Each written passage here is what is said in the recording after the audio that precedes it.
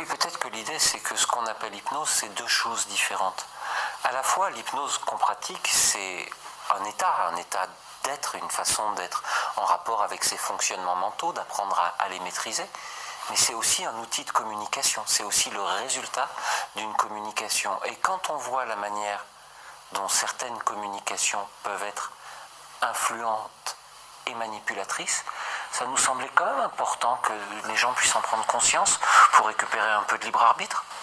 Pour moi, la communication hypnotique qu'on peut observer dans les médias ou dans d'autres endroits, c'est quand même un peu le côté obscur de la force, comme c'est à la mode ces derniers temps.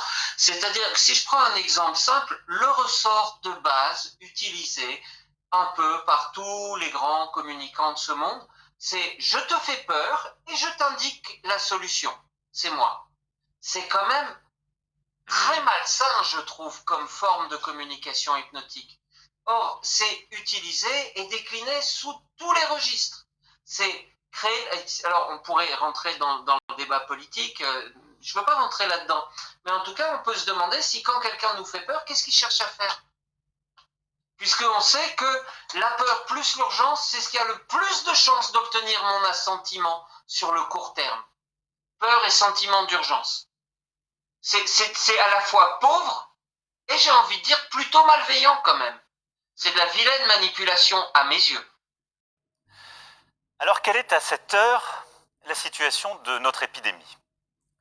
Le virus circule en France à une vitesse que même les prévisions les plus pessimistes n'avaient pas anticipée.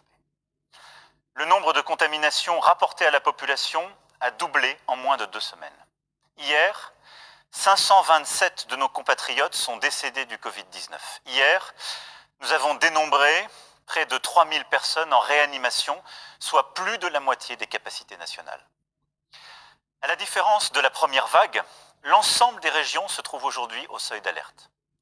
Dans de nombreux endroits, pour prendre en charge les patients Covid-19, nous avons commencé à déprogrammer des opérations du cœur ou du cancer, parfois les mêmes qui avaient dû être décalées au printemps.